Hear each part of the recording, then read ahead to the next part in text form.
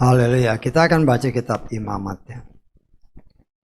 Imamat pasal 23 ayat ke-26 sampai ke-32.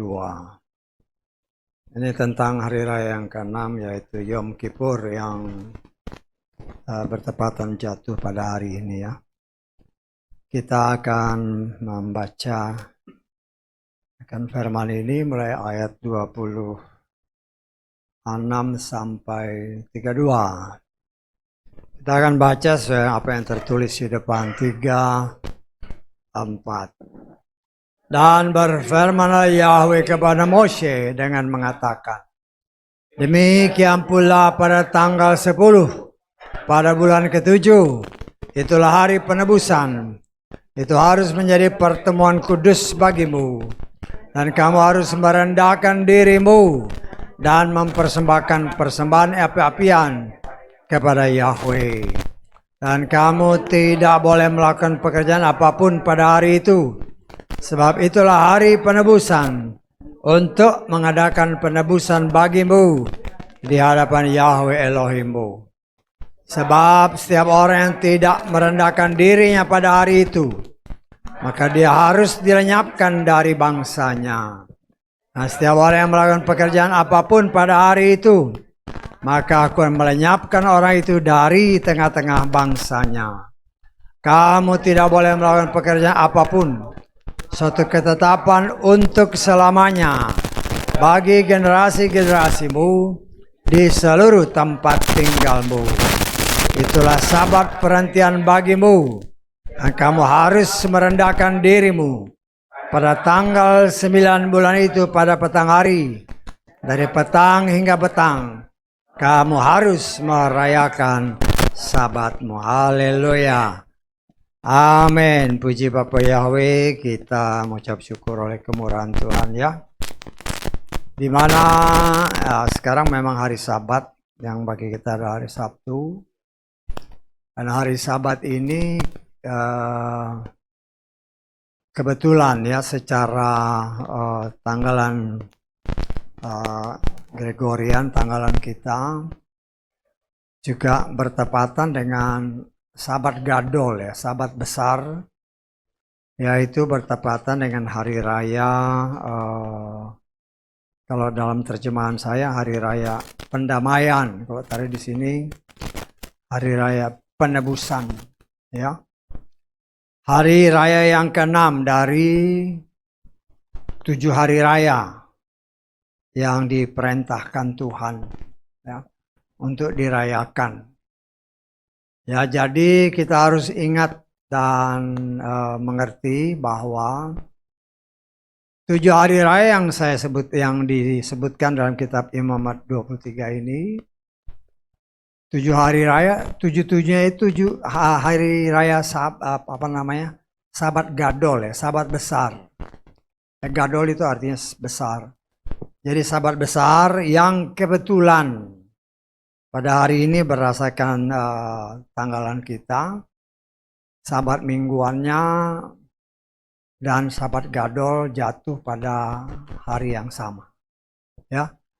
Dan kita mengucap syukur ya karena seperti apa yang pernah diajarkan di tempat ini, bahwa ke-7 hari raya itu sebenarnya adalah gambaran daripada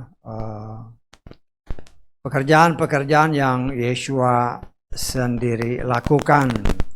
Dan itu di berdasarkan kitab Kolose yang pernah kita baca, semuanya itu hanyalah bayangan dari hal-hal yang akan datang ya. Tetapi wujudnya sendiri adalah Yeshua Masiah ya. Karena itu kita sangat mengucap syukur kita boleh coba mengerti akan arti sebenarnya ya, menurut karena di situ kan dikatakan dalam Kolose pasal 2 tadi itu bayangan daripada tentang Yeshua. Nah, kita sudah belajar dari hari raya pertama yaitu Paskah sampai kepada hari raya yang ke-7 yaitu hari Tabernakel, ya. Nah, semua itu step-stepnya yang dijelaskan dengan detail, ya, bagi orang-orang yang disebut anak-anak adopsi, yaitu saudara dan saya. Walaupun bagi bangsa Israel, ya, karena sebagian besar belum bisa menerima Yeshua sebagai Tuhan dan Juru Selamatnya, bagi mereka tidak pernah terbayangkan tentang bahwa itu semua adalah pribadi tentang Yeshua, ya, yang digambarkan. Karena kalau kita baca dari ayat-ayat tadi kan, karena pada hari itu mereka sebenarnya harus mempersembahkan korban api-apian, ya, karena banyak di mana-mana, ya, anak-anak adopsi, yaitu anak-anak di luar Israel, ya, dengan ya bagus menggebu-gebu merayakan, tetapi sesungguhnya yang mereka rayakan itu tidak komplit, karena tidak ada satupun yang memotong lembu ataupun yang memotong domba, ya. Karena kalau kita mau sungguh-sungguh mengikuti apa yang dikatakan di dalam kitab Imamat 23 ini, ya, bagi kita khususnya di luar orang-orang Ibrani, akan saya merasa, saya pribadi menganggap atau menafsirkan nggak perlu lagi, karena itu semua yang namanya korban bakaran kan yang apa namanya itu kan dipotong lembunya, lembu darahnya dicurahkan, itu sebagai suatu tanda, ya, bagaimana anak-anak Tuhan harus melakukannya berdasarkan kitab Torah. Tetapi kan Yeshua sudah menggantikan semua itu. Bagi bangsa Yahudi belum, ya, mereka sebagian besar belum percaya Yeshua. Tapi saat ini pun mereka, saya yakin, belum bisa merayakannya karena bait sucinya belum ada, ya, belum ada. Walaupun pernah ada orang itu sudah dibakar korban, nggak ada beritanya, ya. Karena itu satu peristiwa besar, ya, bagi sesuatu yang dilakukan oleh bangsa Yahudi. Kalau sampai mereka membakar korban, kan santer kan beberapa waktu yang lalu. Oh, mereka sudah membakar korban, nggak ada beritanya, ya. Tetapi banyak orang yang menamakan diri pelayan, oh sudah dibakar korban, beritanya nggak ada, ya. Belum, bait sucinya belum ada. Apa yang mau dibakar, ya? Kalau toh mereka bakar tidak mengikuti apa yang tertulis, ya. Jadi kita harus sangat berhati-hati, ya. Karena sebagaimana kitab Kolose menyatakan, semua itu adalah bayangan. Yang wujud nyatanya adalah pekerjaan Hamasia, yaitu Yeshua. Mulai dari Paskah, ya.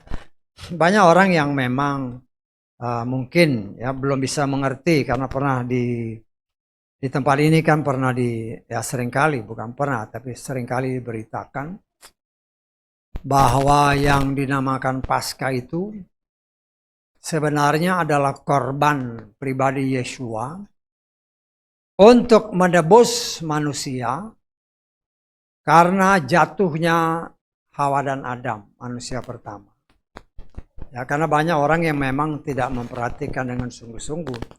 Berdasarkan apa yang pernah saya tafsirkan, ya, bahwa Adam dan Hawa itu, atau Hawa dan Adam itu jatuh ke dalam dosa pada hari ke-10. Ya. Karena itu pada hari ke-10, begitu manusia jatuh dalam dosa, ya, berdasarkan kitab Keluaran dinyatakan, ya, siapkan domba Paskah. Tetapi nanti potongnya pada hari ke-14. Ya. Dari hari ke-10 sampai hari ke-14, 4 hari, 4.000 tahun. Dari Adam sampai Yeshua, 4.000 tahun. Karena itu Paskah harus dirayakan, karena setelah pada hari ke-14 itu, Yesua dikorbankan untuk bukan hanya bangsa Israel, tetapi untuk semua keturunan manusia-manusia pertama, Adam dan Hawa. Atau terlebih khusus lagi, dari 3 anak-anak Nuh. Ya, karena dari 3 anak-anak inilah berdasarkan firman Tuhan, ya, setelah air bah memusnahkan manusia, lahirlah setelah air bah semua manusia dari ketiga orang anak-anak ini, ya. Sehingga itulah luar biasanya cara Tuhan menggambarkan, ya, di dalam tabernakel ini yang sudah atau sedang kita pelajari terus, ya. Kenapa pintunya ada 3? Kan pintu masuk itu ada 3, ya. Sebenarnya itu, atau saya menafsirkan, gambaran undangan Tuhan bagi ketiga turunan, Sem, Yafet, dan Ham. 3 pintu, 4 tiang. Ya, kalau ada 4 tiang kan, 1, 2, 3, 4. 4 tiang, pintunya 3. 4 tiang, 4 berita Injil, kabar baik. Bagi ketiga keturunan daripada Nuh ini.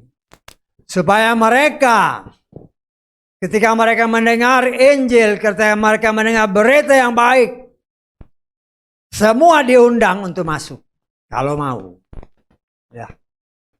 Kalau mau. Itulah baiknya Tuhan. Yang terbuka.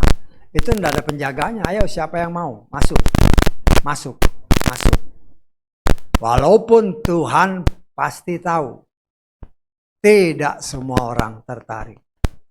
Ya. Karena kita sudah belajar. Ada anak Tuhan. Dan ada anak setan.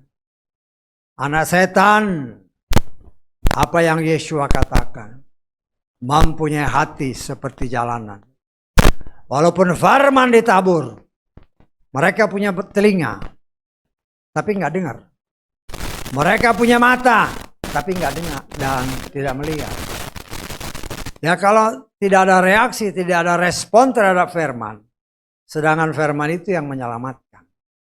Ya, disinilah kita melihat luar biasanya pekerjaan sutradara agung, ya, dari Paskah hari raya pertama, kemudian hari raya roti tak beragi, di mana bangsa Israel keluar dari penindasan. Ketika orang percaya kepada Yesua, mereka bertobat, mereka dikeluarkan dari pengaruh perbudakan si Mesir, perbudakan dosa. Ya, jadi hari raya roti tidak beragi itu mereka keluar dari tanah Mesir, keluar dari perbudakan, keluar dari cengkeraman si setan. Tetapi di dalam perjalanan selama 40 tahun, dari 603.550 orang, laki-laki yang keluar dari Mesir yang berumur di atas 20 tahun. Hanya 2 yang selamat. Kita melihat betapa luar biasa karya Tuhan. Tuhan memperlihatkan walaupun ini adalah anakku. Kata Keluaran pasal 4 ayat 22. Israel adalah anak sulungku. Walaupun itu anak, kalau tidak menuruti aturan, perintah dan ketetapan Tuhan, ada tertulis 603.550 orang laki-laki yang berumur 20 tahun ke atas yang keluar dari tanah Mesir. Hanya 2 yang masuk. Bahkan tidak termasuk Moshe dan Harun yang dipakai Tuhan untuk memimpin bangsa ini keluar. Tetapi pada detik-detik terakhir, Tuhan tidak mengizinkan mereka masuk. Kenapa? Walaupun mereka sangat luar biasa, tetapi karena pelanggaran, Tuhan tidak mengizinkan mereka masuk. Tetapi kita melihat, dan kita sudah belajar, ya, 2 orang melambangkan anak sulung, yaitu bangsa Israel, dan yang satu lagi anak adopsi. Ya, nah, itu kan cara Tuhan untuk menyingkapkannya bagi kita, ya, bagi orang luar di sana yang nggak tahu.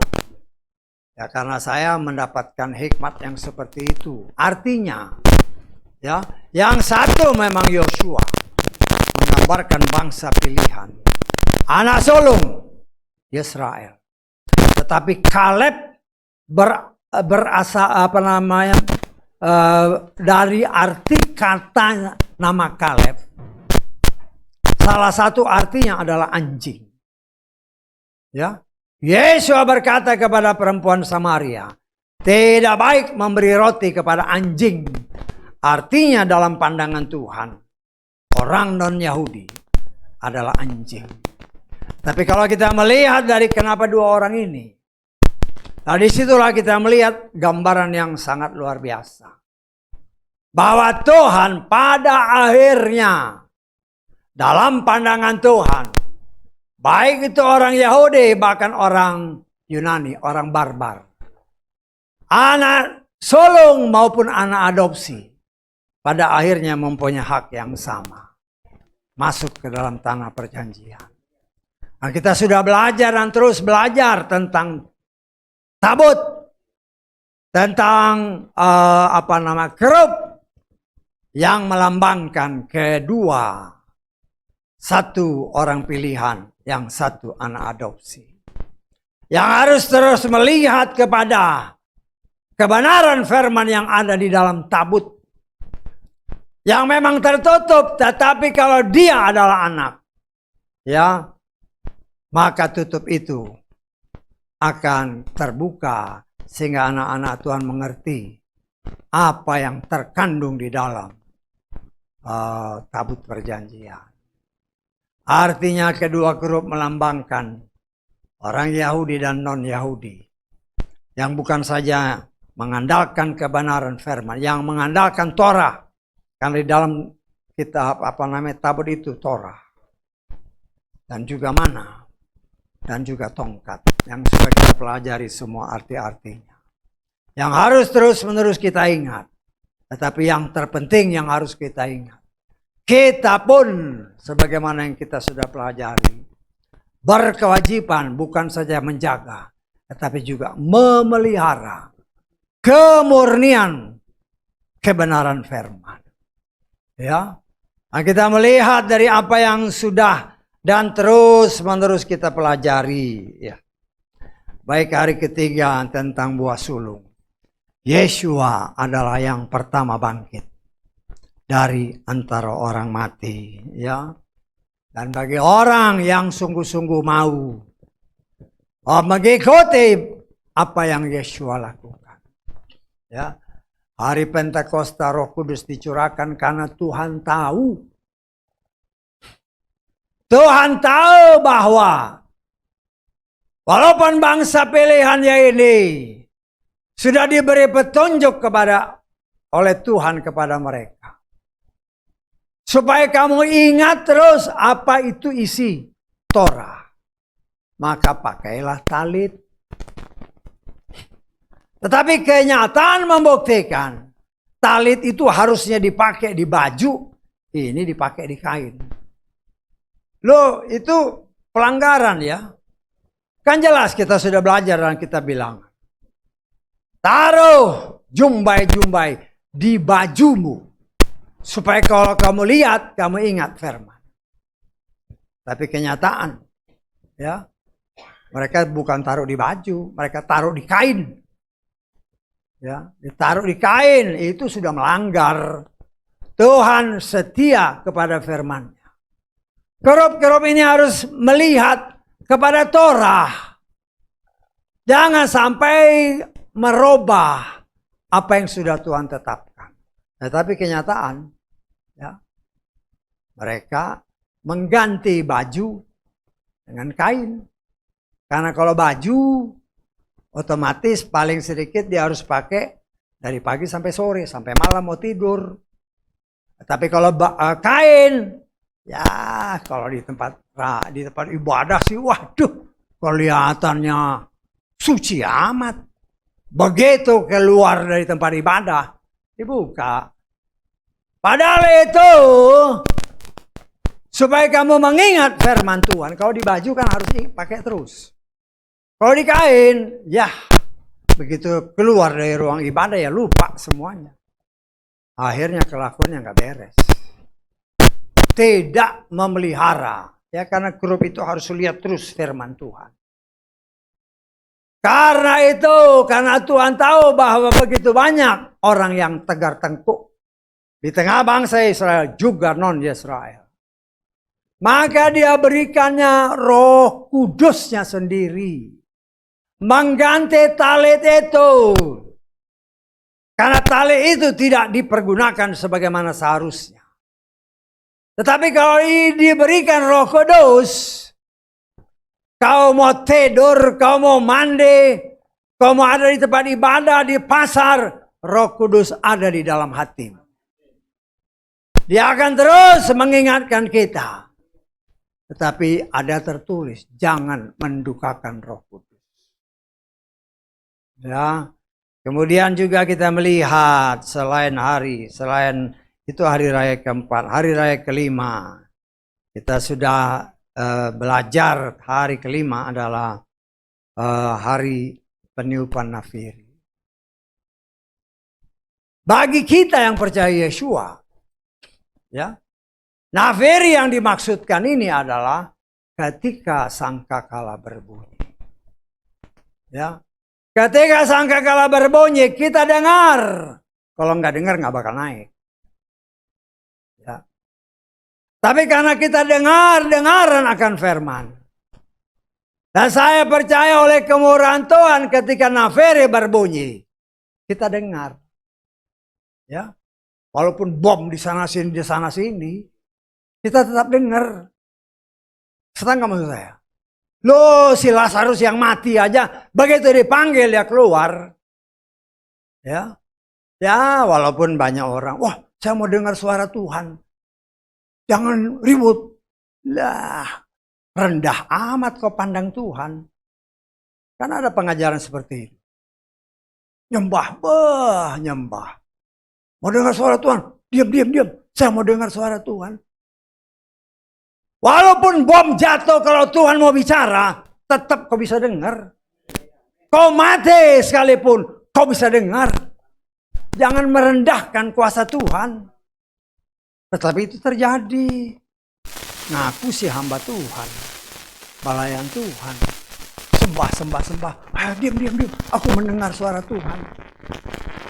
Betapa kecilnya kau anggap Tuhanmu. Nah, hati-hati ya. Kelihatannya kan itu hebat. Itu salah. Ya. Tuhan mau bicara kepada siapapun. Dalam kondisi apapun. Dia bisa bicara. Langsung, nggak perlu diem. Ya karena kurang hikmat. Ya ngikutin pengajaran. Saya belajar. Pengajaran ngawur itu.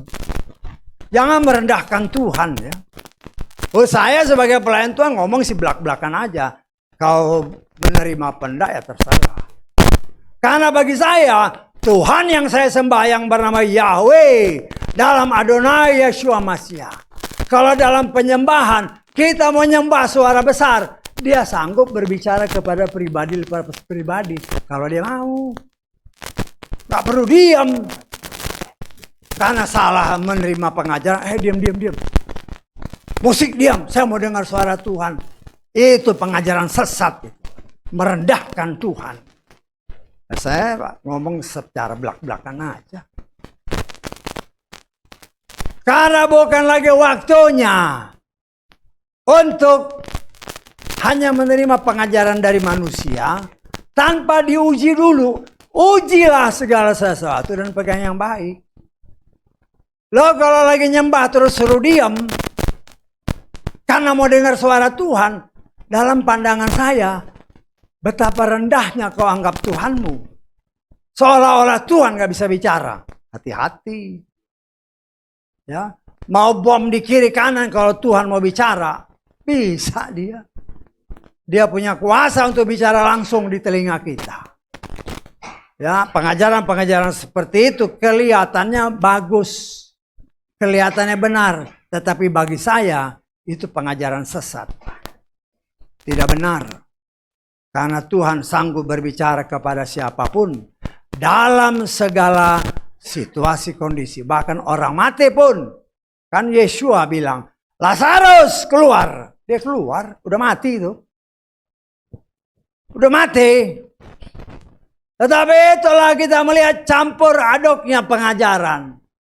Kalau kita nggak hati-hati, ya repot. Termasuk ya perayaan hari ini. Ya, yang nggak usah jauh-jauh di luar sana. Kalau bagi orang Yahudi, ya lain. Tapi saya nggak tahu persis apakah mereka bakar korban. Saya nggak yakin mereka bakar, karena baitnya belum ada. Kan berdasarkan firman tadi kan, mereka harus membakar korban. Ya, kalau kita lihat di media-media nggak ada yang bakar korban, tetapi makan minum iya, betul nggak? Harus makan ini, harus makan ini. Loh, kita di sini mau ikut-ikutan. Mungkin buahnya nggak ada di sini. Lo makan apa yang ada aja. Kalau cuma punya jambu kelutuk, ya makan jambu kelutuk. Bukan buahnya, tetapi kita melihat betapa luar biasanya pekerjaan Hamasya yang dia mau perlihatkan kepada kita. Karena ada pengajaran kan pada hari-hari seperti ini. Apa dosamu? Tulis di buku. Waduh, setahun dosanya ditulis.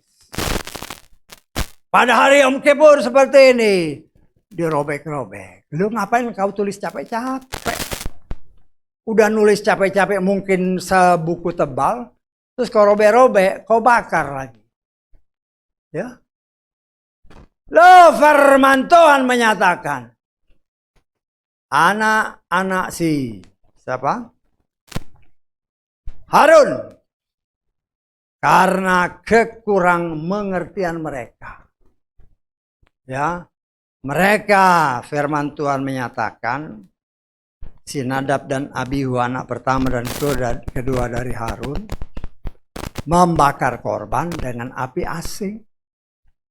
Lu kau sudah tulis, kau bakar robek-robek, terus bakar pakai apa? Pakai gretan. Apa nggak sama dengan Nadab dan Abihu? Ya, nah, kita harus sangat hati-hati ya pengajaran-pengajaran seperti itu. Ya, karena memang pada hari Yom Kippur ini, hari pendamaian, hari penebusan, imam besar akan masuk ke dalam ruang Maha Kudus. Ya, dia mempersembahkan hanya 1 tahun 1 kali. Itu hari pendamaian. Ya. Tetapi itu kita harus ingat, ketika Yesua mati, tabir terbelah. Betul nggak? Ya. Sebelum Yesua memang tabir itu ada. Ya. Tabir itu ada perantara. Kalau kita mau menghadap hadirat Tuhan, harus imam besar yang masuk. 1 orang, setahun sekali. Ya. Tetapi karena Yesua mati, ketika dia mati, tabir itu terbelah. Ya, kita lihat ya dalam Matius pasal ke 27. Ayat Matius 27 ayat 51. Perhatikan ayatnya benar-benar ya. Perhatikan ayatnya benar-benar, karena ini mengandung arti yang luar biasa. Lihatlah, Tabir di tempat suci terbelah menjadi dua. Dari atas sampai ke bawah, dan bumi terguncang. Dan bukit-bukit batu terbelah. Kalau kita hanya baca selintas, seolah-olah tidak ada artinya. Tetapi bagi saya menafsirkan. Tabir itu terbelah bukan dari bawah ke atas, tapi dari atas ke bawah. Saya tangkap. Loh, kelihatannya itu sepele, bagi saya tidak sepele. Artinya itu tindakan Tuhan untuk memulai bahwa tabir ini sudah tidak lagi diperlukan. Ya, karena Yeshua itu sendiri telah menjadi tabirnya. Artinya inisiatif itu dari Tuhan, bukan dari manusia. Karena itu terbelahnya dari atas ke bawah, bukan dari bawah ke atas. Bukan atas usaha manusia, tetapi atas kehendak Tuhan. Kita lihat ya dalam Ibrani pasal ke-10. Mulai ayat 19. Ibrani 10 ayat 19. Oleh karena itu, hai saudara-saudara, dengan memiliki keyakinan dalam darah Yeshua, perhatikan, sebagai jalan masuk ke ruang Maha Kudus, yang telah Dia bukakan dari atas ke bawah, artinya tindakan itu dari Tuhan. Inisiatif itu dari Tuhan, bukan dari manusia. Jadi tabir itu terbelah dari atas ke bawah, bukan dari bawah ke atas. Jadi tindakan itu atas inisiatif Tuhan. Dia telah membuka bagi kita sebagai jalan yang baru dan yang hidup melalui tabir, yaitu tubuhnya sendiri. Dia adalah imam agung. Dia ada Tuhan sendiri. Dia masuk bukan dengan darah lembu, bukan dengan darah domba, tetapi dengan darahnya sendiri. Ya, nah, kita melihat di sini sangat luar biasa. Ya, darah lembu, darah kambing, darah domba. Ya, firman Tuhan mengatakan mustahil dapat menghapuskan dosa.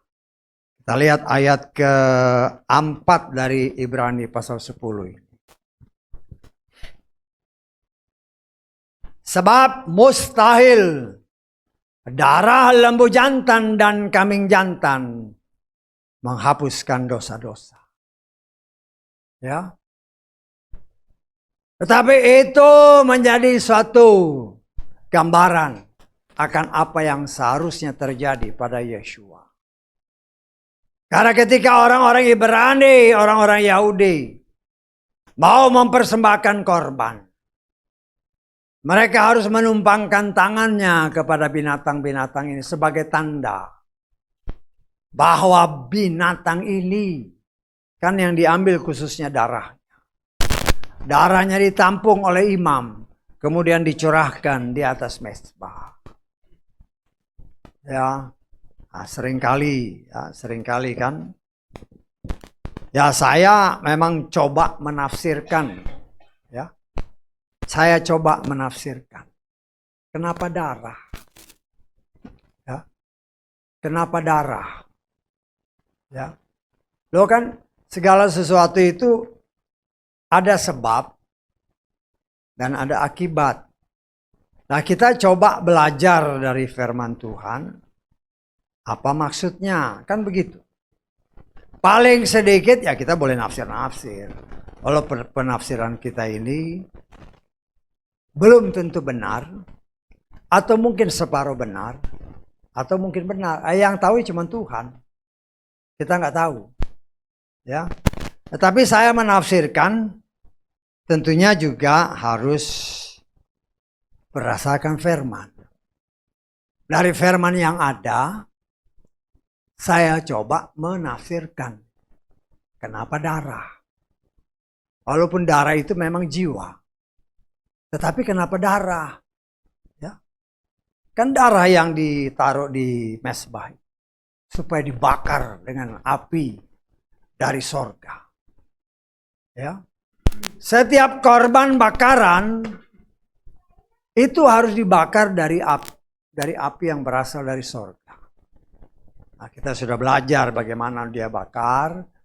Nanti kalau dia mau bakar lagi, nggak mungkin setiap bakar api dari sorga kan. Api yang sudah bakar korban, ada baranya disimpan.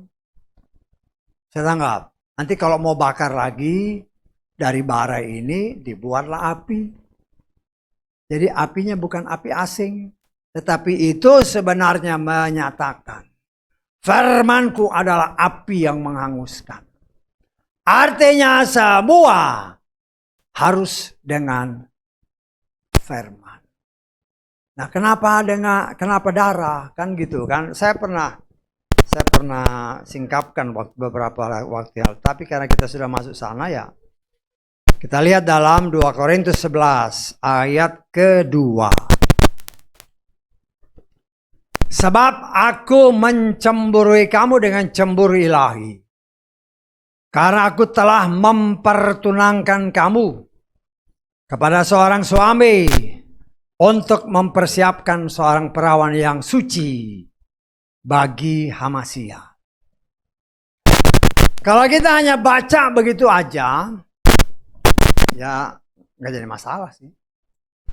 Tetapi bagi saya, karena saya coba menafsirkan, ya,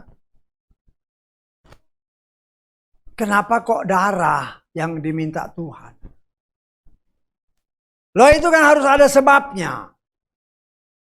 Dan memang dari sekian banyak kitab, saya hanya menemukan satu ayat ini sebagai landasan untuk saya menafsirkan. Untuk saya menafsirkan. Saudara dan saya gerejanya dipertunangkan kepada Hamasya. Untuk nanti saatnya kita akan menjadi pengantin Hamasya. Tetapi ada satu kata yang harus kita perhatikan. Kita baca di dalam, di sini. Mempersiapkan seorang perawan. Loh kenapa itu harus disebut? Bisa ditangkap? Setiap kata itu kalau disebut, kita harus tanya. Kenapa harus disebut perawan? Kenapa nggak dibilang aja gereja aja? Tetapi dari ayat itu saya menafsirkan. Saya menafsirkan. Ya, karena banyak orang yang menafsirkan lain ya itu. Kan menafsir itu ya seperti saya katakan. Bisa benar, bisa salah. Atau separuh benar, separuh salah. Nah, saya coba menafsirkan. Ya, dengan hikmah yang Tuhan berikan berdasarkan ayat ini. Ketika Hawa dan Adam sekian ribu tahun nggak mau punya anak, saya menafsirkan Hawa itu masih perawan. Saya tanggap. Hawa itu masih perawan. Kalau dia nggak perawan, pasti punya anak dia. Tafsiran saya ya berdasarkan ayat ini. Kenapa perawan? Ya. Loh setan itu lecek. Ketika dia melihat manusia tidak melakukan perintah Tuhan. Punya anak. 5.000 tahun gak mau punya anak. Setan licik. Setan itu cemburu sama manusia ya. Karena manusia diciptakan serupa dan segambar dengan Bapa Yahweh. Ya. Karena pelanggaran. Saya singkapkan. Saya menafsirkan ada kesempatan bagi setan itu kan licik. Ya, berdasarkan kitab Ayub beberapa kali Tuhan mengumpulkan malaikat-malaikatnya termasuk si setan. Saya tanggap. Dan saya menafsirkan suatu saat Tuhan mengumpulkan mereka semua. Ya. Ya pasti di sorga lah.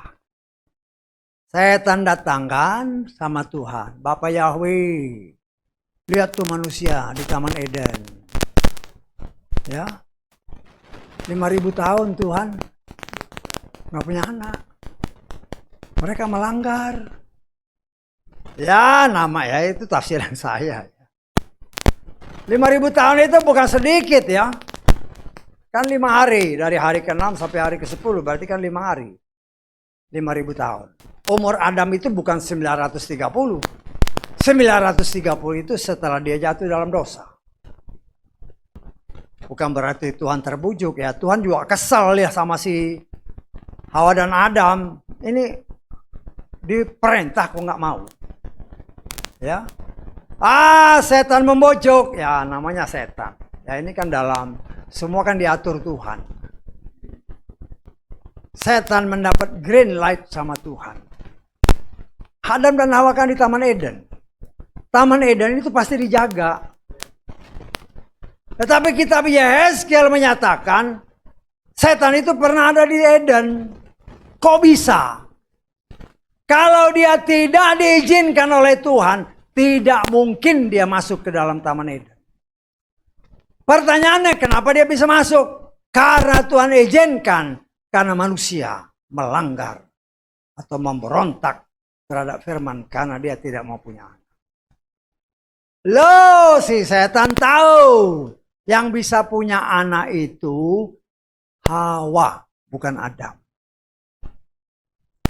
Dengan caranya dia membujuk Hawa.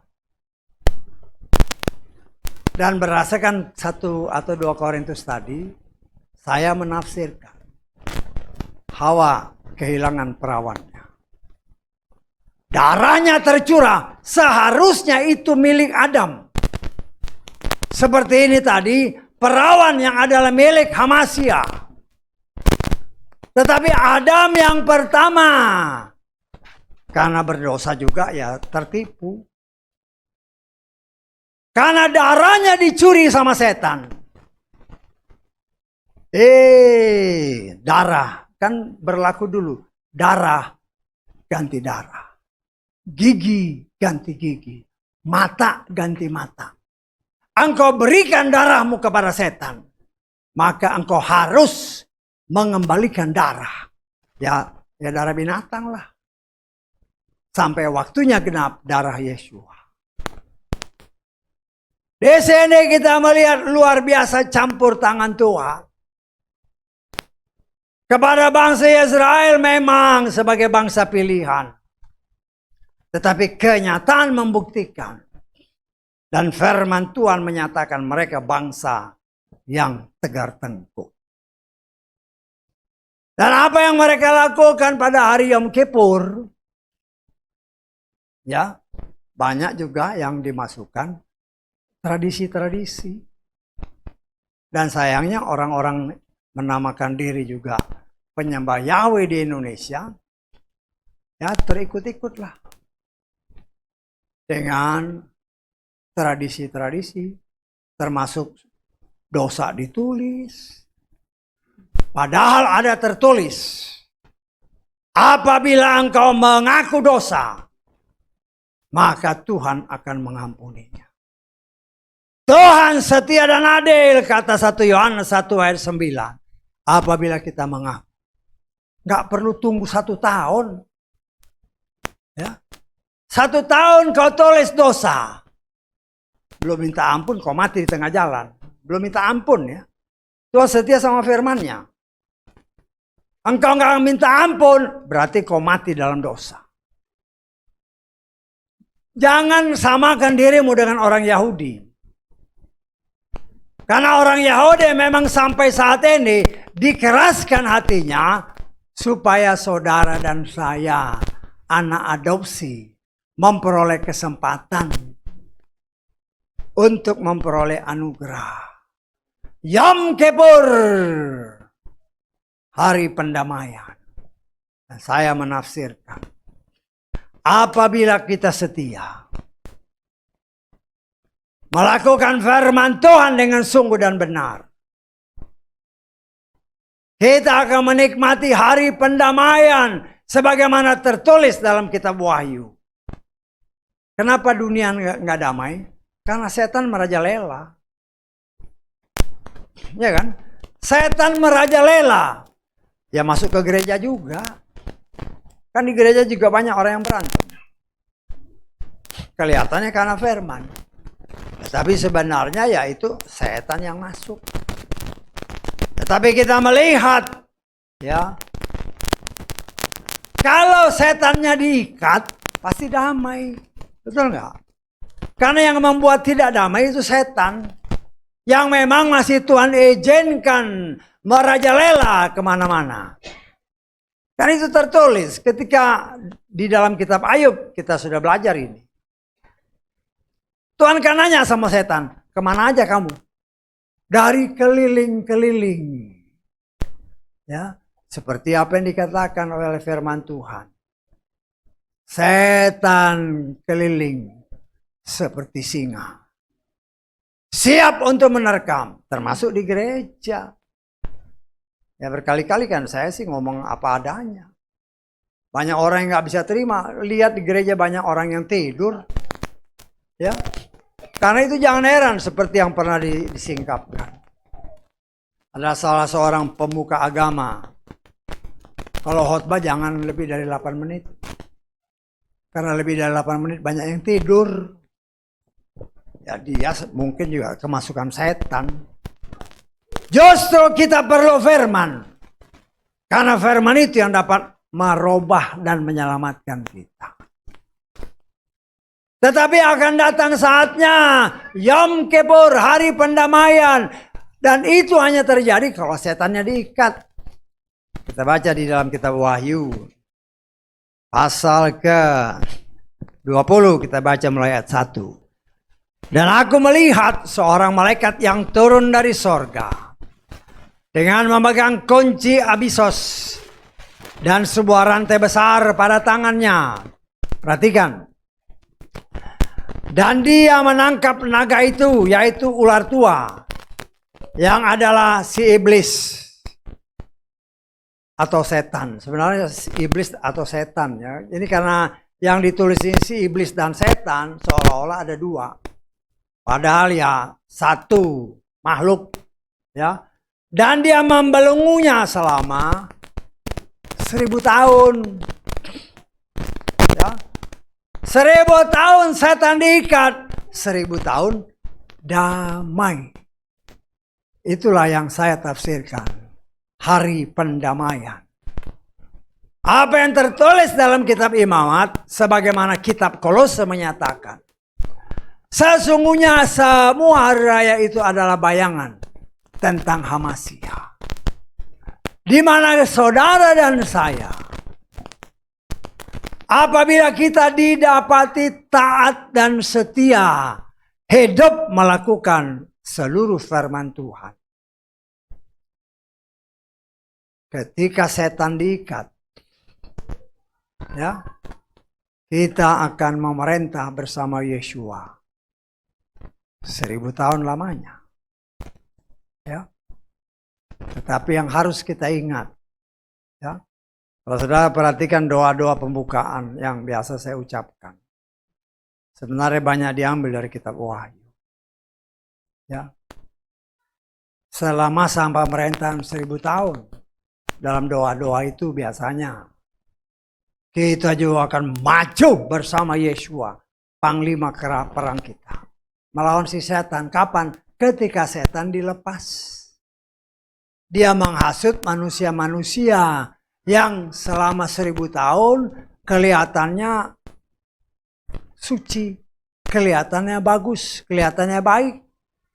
Tetapi setelah setan dilepas, dia merasuk orang-orang ini, menghasut mereka, menyerbu perkemahan orang kudus di mana saudara dan saya bersama Yeshua ada di sana. Setan akan menyerbu ke sana. Kemudian kita akan berperang dengan si setan ini, dengan para pengikutnya. Yang kita sebut dengan perang Gog Magog. Ya, kalau nanti saudara baca di dalam Wahyu pasal 20. Sehingga jangan sampai bingung ya. Karena Gog Magog di sini seringkali juga disebutkan di dalam kitab Yehezkiel. Tetapi kalau kita perhatikan dari ayat Wahyu 20 ini, kan jelas dikatakan, kita baca aja. Ya. Ayat ke berapa ini? Kita baca mulai ayat ke-6 lah ya, dari Wahyu 20 sampai ayat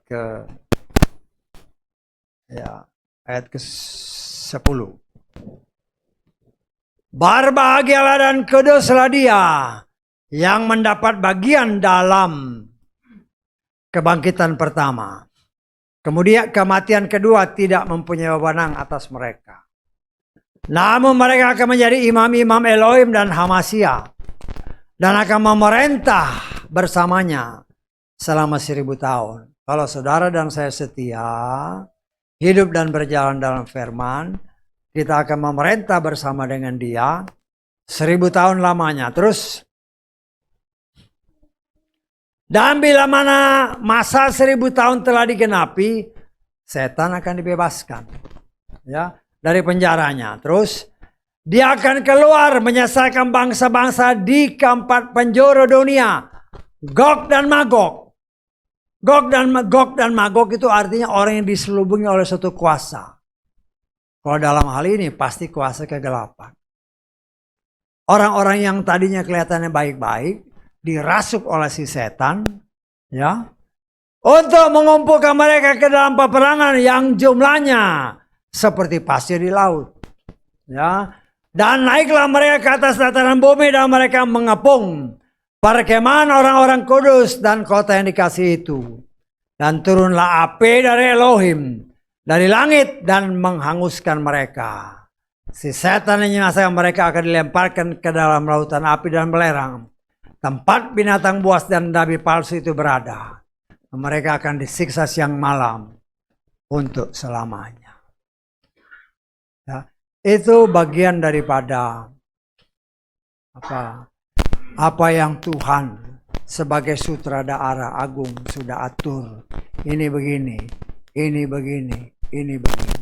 Dan kita coba menafsirkan apa sih maksudnya Tuhan. Ya. Dia berjanji kita akan menjadi imam dan raja. Dan itu akan dikenapi apabila saudara dan saya didapati setia. Itu bukan omong kosong. Tetapi itu akan menjadi kenyataan. Tapi kita melihat di sini, saudaraku yang dikasihi oleh Bapa Yahweh, sebagaimana yang sudah kita pelajari, bagaimana setianya seorang Moshe. Ketika dia mendapat perintah dari Bapa Yahweh, dia sampaikan kepada bangsa pilihan Tuhan. Apa yang disampaikan tidak ada yang melenceng. Sehingga hasil pekerjaan mereka membangun tabernakel sesuai dengan apa yang Tuhan perintahkan. Dan kita sudah belajar dan terus belajar. Saudara dan saya adalah tabernakelnya Tuhan, tempat Tuhan bertakhta. Karena itu dia sedang membantu saudara dan saya. Ya. Oleh firman yang tidak ditambah dan tidak dikurangi. Supaya kita menjadi tabernakel tempat tinggal Tuhan yang benar-benar sesuai kehendak Tuhan. Sama seperti apa yang Tuhan perintahkan kepada Moshe. Dan itulah yang akan terjadi dalam hidup saudara dan saya. Tetapi kenyataannya kan pada saat-saat sekarang. Tulis dosa di kertas. Mana ayatnya? Apakah engkau tidak percaya ketika engkau mengaku dosa? Yesus langsung menghapusnya. Nggak perlu tunggu 1 tahun. Apakah itu bukan penyimpangan? Kalau kau tunggu setahun, tiba-tiba di tengah jalan kau mati, engkau belum akui dosamu, kemana kau pergi? Ya, jangan sampai kita disesatkan oleh mereka yang diberikan wewenang 5 jawatan bagi gereja, dan kita mengikuti bukan apa yang dari Tuhan, tetapi apa yang dikatakan oleh 5 jawatan ini. Kenapa bisa tertipu? Karena kau tidak pernah mau baca firman. Ya, saya sebagai pelayan Tuhan ya kita harus ngomong belak-belakan. Kenapa? Saya mempunyai kewajiban untuk memberitakan apa yang tertulis. Yang tidak tertulis saya beritahu. Tapi kan itu bukan lagi kewajiban saya karena keselamatan itu urusan pribadi.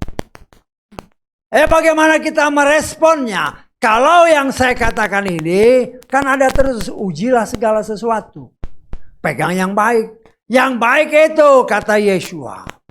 Tidak ada yang baik kecuali Elohim. Tidak ada yang baik kecuali firman yang murni dari Tuhan. Artinya saudara dan saya pun ketika kita mendengar berita, cek ini dari Tuhan atau bukan. Ini sesuai dengan tertulis apa bukan. Jangan ikut-ikutan. Ya. Tapi kenyataan membuktikan apa? Roh Nikolaus bekerja luar biasa. Manusia lebih mengikuti apa yang dikatakan gembalanya daripada apa yang dikatakan oleh gembala agung. Dan itu memang sudah dinyatakan dalam kitab Wahyu. Pengajaran Nikolaus untuk menaklukkan manusia agar manusia lebih taat kepada pimpinannya daripada kepada Tuhan. Dan itu kan kenyataan. Kenyataan yang memang terjadi. Apapun yang diomongin oleh gembalanya diikutin. Ya, kita sudah belajar beberapa waktu yang lalu kan. Sinagog setan. Ya kalau yang diajarin nyari setan berarti itu sinagog setan. Kalau yang diajarkan cari Tuhan, itu sinagog Tuhan. Kalau yang diajarkan cari setan, ya saudara harus peka. Loh kok yang diajarin setan, kok nyari setan? Berarti itu sinagog setan, itu kan tertulis dalam kitab Wahyu. Tetapi pintarnya si setan. Pengajaran-pengajaran seperti itu di cover dengan firman yang kalau tidak diperhatikan dengan baik-baik, firman yang ditambah dan dikurangi, menutupi pengajaran si setan yang ada di dalamnya. Ya, bukan masalah. Mungkin jemaat besar. Kita harus perhatikan baik-baik ya. Yesaya sendiri berbicara. Siapa yang percaya kepada pemberitaan kami? Ya. Siapa yang percaya? Nah, kita lihat ya. Yesaya 53 ayat 1. Siapakah yang telah percaya kepada pemberitaan kami? Kan kepada siapakah lengan Yahweh telah dinyatakan? Ini nabi besar loh. Ya. Apalagi kalau kita lihat nabi besar. Ya. Guru agung kita. Ya. Ada tertulis. Ayatnya gampang. Ya. Yohanes 6 ayat 66. 6. Kita lihat. Sejak saat itu banyak dari antara murid-muridnya berpaling dari mengikutinya dan tidak lagi berjalan bersamanya. Ketika Yeshua memberitakan kebenaran yang sejati, banyak orang yang tidak bisa terima. Padahal dia membangkitkan orang mati, menyembuhkan orang sakit, melakukan begitu banyak mujizat. Tetapi ketika Tuhan menyatakan kebenaran yang sejati, kalau saudara baca di atasnya, semua lari. Semua lari. Karena itu jangan heran apabila dia berkata, banyak yang dipanggil, sedikit yang terpilih. Termasuk saudara dan saya. Kita ini sudah dipanggil. Kita ini sudah dipilih. Yang menjadi masalah, Apakah kita setia? Sudah. Ya. Ribuan orang yang mengikuti Yesua. Hanya 12 orang yang terpilih jadi rasul. Dari 12 orang, 1 tidak setia. Itu pilihan loh. Itu pilihan, dia melakukan mukjizat, dia melakukan tanda-tanda ajaib, dan saya pribadi menafsirkan. Ketika dia melakukan si Yudas ini, berdasarkan firman Tuhan, nama Yudas itu pernah tercatat di dalam kitab kehidupan. Kita lihat Lukas pasal ke-10. Kita baca 19 dan 20. Lihatlah, aku memberikan kepadamu otoritas untuk menjejakkan kaki di atas ular dan kalajengking, atas segala kuasa musuh, bahkan tidak ada sesuatu pun yang dapat melukai kamu. Perhatikan ayat 20. Akan tetapi dalam hal ini janganlah bersukacita, karena roh-roh itu tunduk kepadamu, tetapi, perhatikan ayat ini. Lebih bersukacitalah, karena apa? Namamu tertulis di sorga. Saya menafsirkan, nama Yudas pernah tertulis di sorga. Tetapi karena tidak setia, berlakulah Mazmur 69.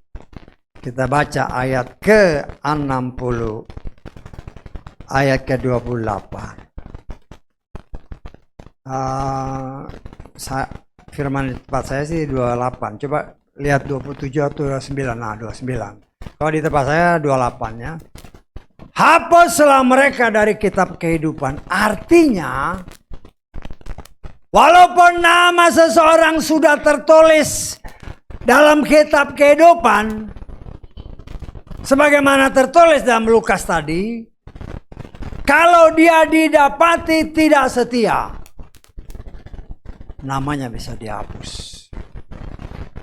Artinya kesetiaan memegang peranan penting. Dan saya percaya kesetiaan itu bisa dilatih. Kesetiaan bisa dilatih. Ya. Kalau mau. Kalau nggak mau ya nggak bisa. Ya. Kenyataan kan membuktikan. Ya. Waktu manusia punya banyak masalah. Waktu manusia mungkin ya masih biasa-biasa aja. Tetapi setelah perubahan demi perubahan terjadi, semakin diberkati, semakin maju. Ya. Mulai timbul pikiran, ya. Sabat dan hari Minggu, ya, hari-hari ramai. Usahaku bisa lebih maju, ya, mulai kan pergumulan, ya, pergumulan ke gereja atau usaha. Loh, itu suatu pergumulan yang sangat berat, ya. Sangat berat. Tetapi ada tertulis, utamakan Tuhan dalam segala hal. Loh, itu kan pribadi lepas pribadi. Banyak orang yang tadinya biasa-biasa, tetapi setelah diangkat Tuhan tinggi, hidup berkecukupan, lupa sama Tuhan. Lupa bahwa segala sesuatu yang baik itu bukan sembarangan, itu berasal dari Tuhan. Semua yang baik, ya. Setan tidak mungkin memberikan yang baik.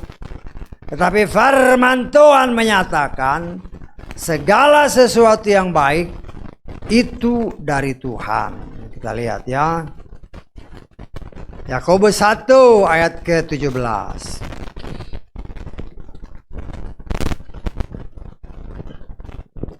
setiap pemberian yang baik dan karunia yang sempurna adalah dari atas, turun dari Bapa segala terang yang di hadapannya tidak ada perubahan atau bayangan peralihan. Dan seterusnya nanti saudara baca.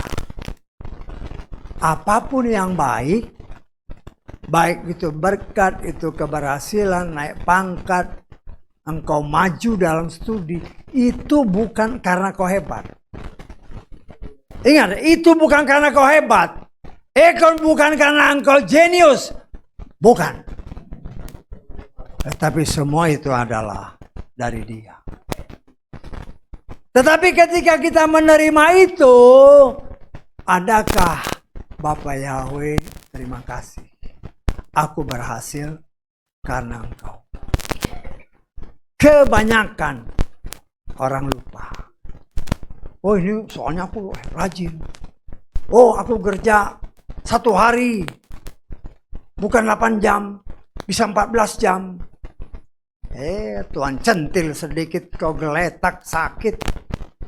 Nah, itu kan harus dipikir. Kan antara kerja, istirahat dan makan itu harus seimbang. Betul nggak? Engkau kerja berat. Ya mungkin karena kau makan cukup. Ya masih sehat. Tapi suatu saat kau lupa. Dicentil sama Tuhan karena mulutmu sombong. Letak kau di rumah sakit. Apa yang kau hasilkan bisa terkuras masuk ke rumah sakit. Untuk bayar pengobatan. Tapi kalau kita berhasil, jangan pernah kita sombong. Karena Tuhan benci orang yang sombong. Ya. Kalau kita berhasil, itu bukan karena aku. Tapi Bapa Yahweh yang memberkati aku. Semua dari Dia, oleh Dia, untuk Dia. Ya. Dan apabila kita boleh menikmatinya, itulah yang dikatakan oleh firman Tuhan. Mengucap syukurlah dalam segala hal. Dalam segala situasi kondisi. Dan itu memang harus dilatih. Karena seringkali kan kita juga kepleset lidahnya. Ya. Kepleset tanpa sengaja kan. Ya namanya kepleset lah. Wah soalnya aku begini-begini. Timbul kesombongan. Bapa Yahweh benci orang sombong. Ya. Kita belajar untuk merendah. Karena ada tertulis semua yang baik. Itu karena Dia mengasihi saudara dan saya. Dan ingat ya. Kita harus ingat. Tidak ada ayat yang menyatakan bahwa orang percaya itu nggak boleh kaya. Nggak ada ayatnya. Ya. Walaupun ya orang bisa kepleset dengan ayat-ayat firman Tuhan dalam beberapa kitab Injil. Ya. Berbahagialah orang yang miskin. Ya, padahal itu kita harus sangat berhati-hati mengartikannya. Ya. Seolah-olah Tuhan gak mau orang kaya. Loh Abraham itu orang kaya. Ya. Seyetsak anaknya ada tertulis. Orang ini menjadi kaya. Dan menjadi sangat kaya. Ya, kita lihat ya. Supaya kita ngerti ya. Karena banyak juga pengajaran-pengajaran di luar sana. Oh nggak boleh kaya. Loh kasih tahu ayatnya ada nggak? Ya. Tuhan ini memiliki segala sesuatu kalau Dia mau. Dan engkau dan saya hidup sesuai kehendaknya. Dia sanggup memberikan apapun bagi orang-orang yang mengasihi Dia. Kita lihat ya. Kita harus coba mengerti akan firman Tuhan dengan benar. Kejadian pasal 26. Ayat ke-13.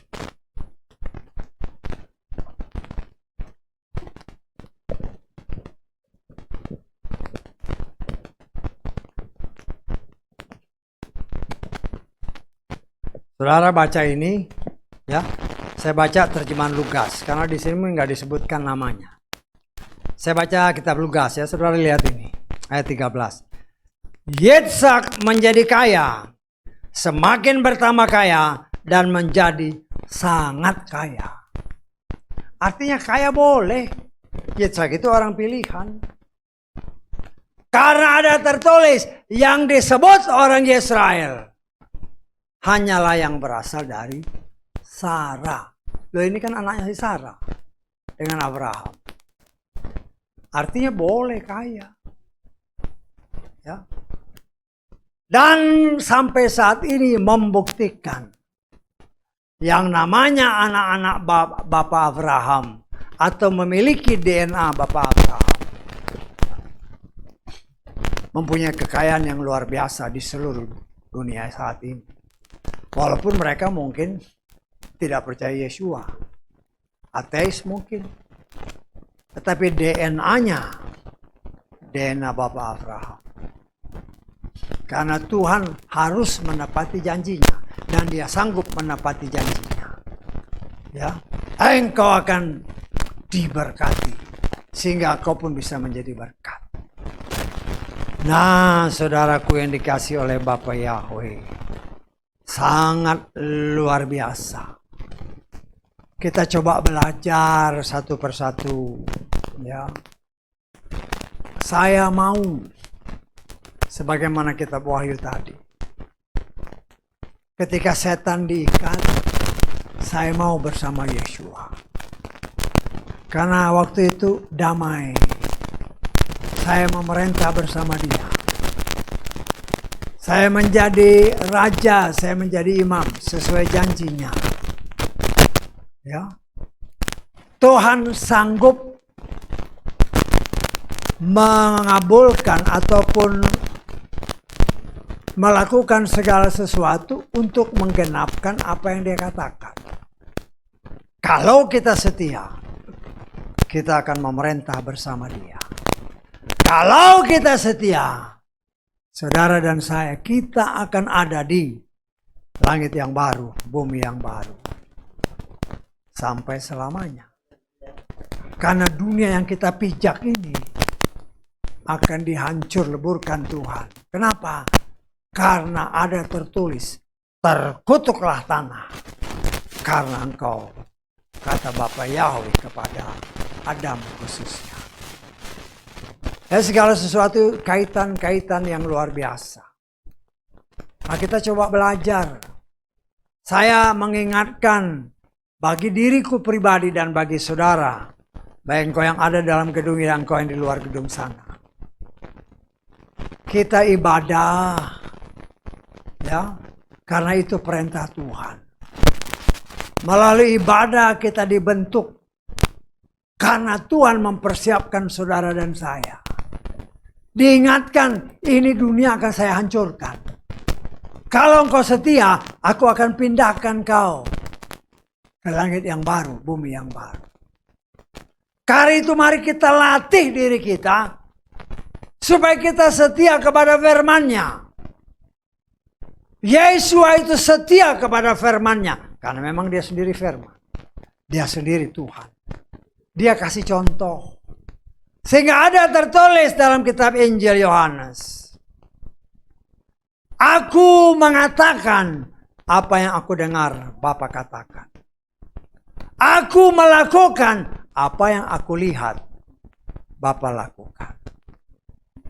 Lalu kita kan harus tanya dalam hati, aku kok pengen seperti itu?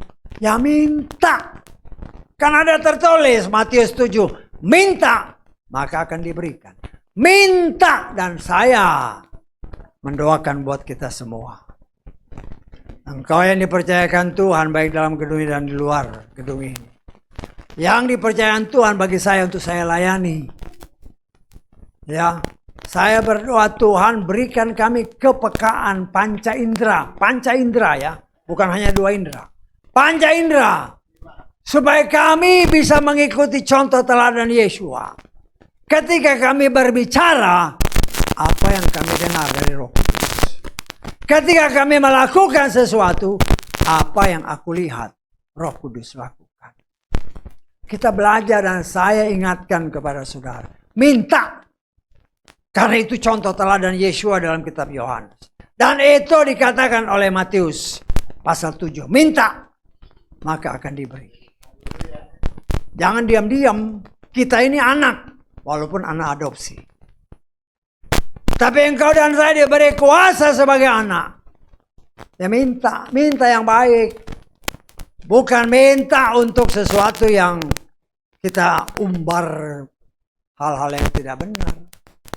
Minta supaya kita menjadi berkat bagi banyak orang.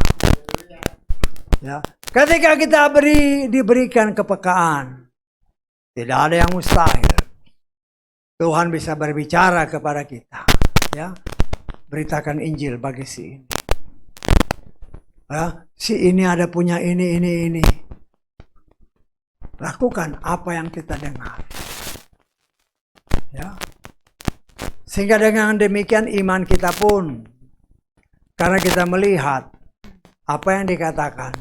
Itu terjadi. Iman kita pun ditambah. Sampai sempurna.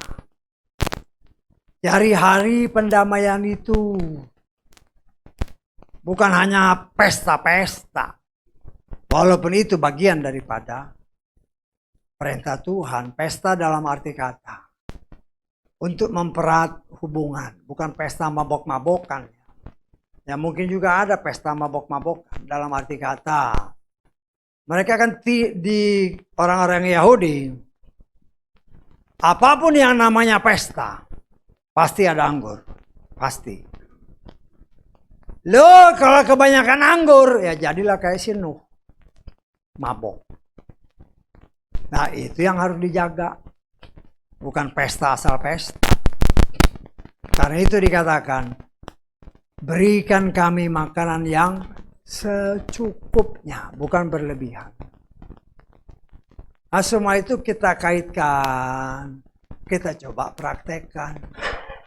Karena itu perintah Tuhan. Ya. Jadi bukan hanya hari pendamaian. Ingat dosamu dan dosaku. Ketika kita mengakui, itu sudah dihapus. Gak perlu kau ingat-ingat Tuhan. Jangan diingatin Tuhan, aku masih ada dosa ini. Tulis lagi, tulis. Ada tertulis, dosamu sudah dibuang ke dalam tubir laut. Ke dasar laut, sudah dihapus, sudah dilupakan. Jangan kau ingat lagi. Ingat-ingatin Tuhan ditulis. Habis tulis kau bakar. Emangnya api itu menyelamatkan kau? Ingat api itu adalah firman Tuhan. Kalau kita taat kepada firman. Maka firman itulah yang menyelamatkan kita. Bukan kau tulis dosamu di kertas kau bakar. Nggak ada hati-hati dengan pikiran-pikiran seperti itu. Ya. Nah kita dalam zaman-zaman akhir ini.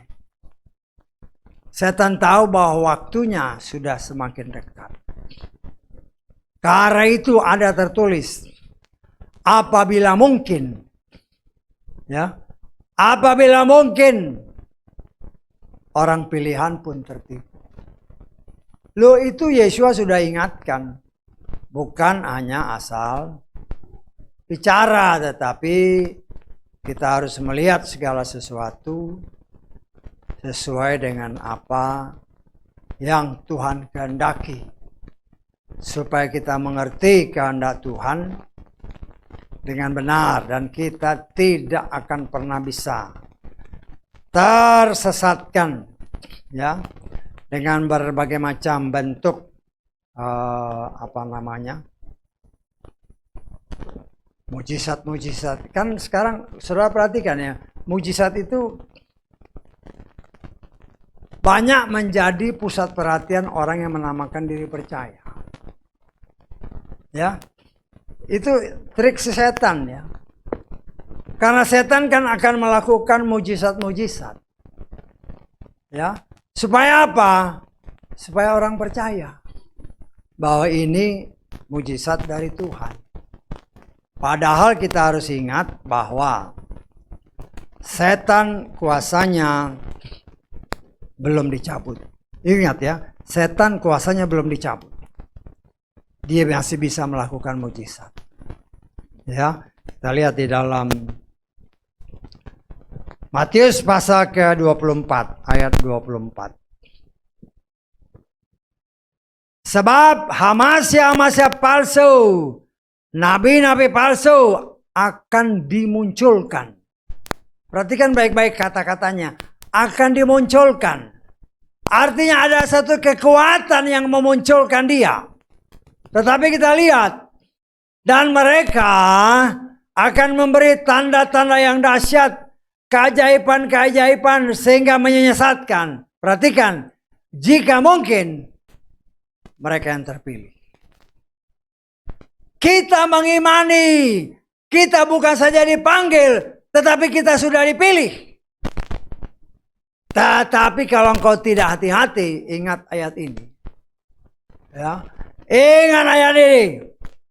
Bahwa kalau kita tidak hati-hati. Karena hanya mencari mujizat-mujizat. Setan melakukan mujizat. Engkau ikut-ikut. Ya. Seperti yang tadi saya katakan. Pekerjaan setan. Diselubung, ini kerjaan setan tapi diselubungi dengan firman yang seolah-olah murni. Ya. Saudara punya rumah. Mau tahu di rumahmu ada setan apa enggak? Loh itu kan kelihatannya bagus. Tapi itu setan. Engkau percaya, diikutilah. Caranya kayak gini ya. Loh, bukan cari Tuhan, kau cari setan. Ini kerjaan siapa? Hamasya palsu. Firman Tuhan menyatakan dimunculkan. Kenapa? Dan mereka berdasarkan kitab Petrus, mereka berasal dari kalangan kita. Ya, dari kalangan kita, dari pelayan-pelayan Tuhan, dari gembala-gembala.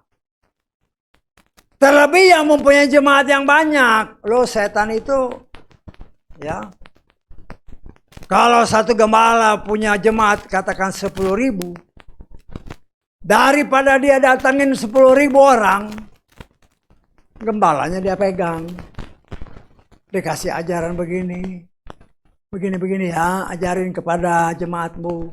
Jemaat yang tidak hati-hati main caplok aja, ajaran setan dimakan. Kan jelas dikatakan. Hamasya palsu dimunculkan. Karena itu kita sebagai orang pilihan. Lebih teliti kita memperhatikan apa yang kita dengar. Ibrani pasal 2 ayat 1 kita baca.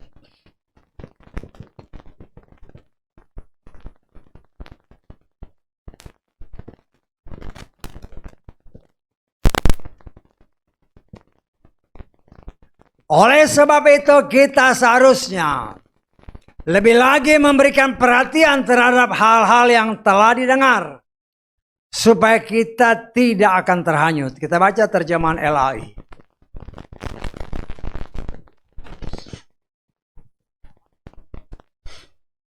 Karena itu kita harus lebih teliti memperhatikan apa yang telah kita dengar. Supaya apa? Jangan sampai terbawa. Jangan sampai hanyut di bawah arus. Ya. Jangan sampai ibadah kita ini sia-sia. Ya. Beribadah karena setan itu kan, ingat ya. Kalau seorang manusia sudah ada di jalurnya setan, setan gak perlu ganggu. Tetapi kalau manusia percaya kepada Bapa Yahweh dalam Yeshua, Hamasya, ini yang dia cari. Setan gak? Kalau sudah di dalam jalurnya buat apa? Nanti sama-sama masuk ke sana. Termasuk orang-orang yang percaya kepada ajaran-ajaran setan yang diselubungi dengan firman. Harus hati-hati. Kita kan mau selamat. Keselamatan kata kitab Filipi harus kita kerjakan sendiri. Tidak ada orang yang bisa menolong. Ya, kita baca satu ayat terakhir ini. Filipi pasal ke-2 ayat ke berapa? 12.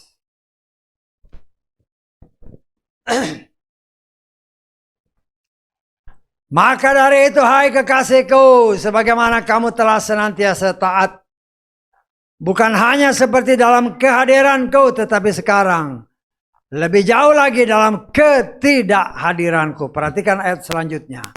Kerjakanlah keselamatanmu sendiri dengan takut dan gentar. Artinya keselamatan itu tidak akan kau peroleh karena kau mengikuti suamimu, mengikuti istrimu, mengikuti orang tuamu, mengikuti anak-anakmu. Tidak. Apakah kita taat dengan firman yang tidak ditambah dan dikurangi? Karena itu kita sama-sama belajar. Saudara belajar, saya belajar. Ya, kita belajar sama-sama, belajar taat. Sehingga pada saatnya, waktu yang kita tunggu-tunggu, trompet shofar berbunyi, kita diangkat. Dan saya percaya, ketika sama-sama diangkat, ketemu lagi, itu yang kita ingin rindu. Ya, karena itu mari selama kita masih menginjakkan kaki di muka bumi, artinya daya tarik bumi masih menarik kita. Tetapi apabila kita, firman Tuhan katakan, matikan kedaginganmu, maka tidak ada lagi daya tarik bumi. Sehingga ketika sangkakala berbunyi kalap, tarikan sorgawi akan mengangkat kita. Haleluya, amin. Mari kita bangkit berdiri.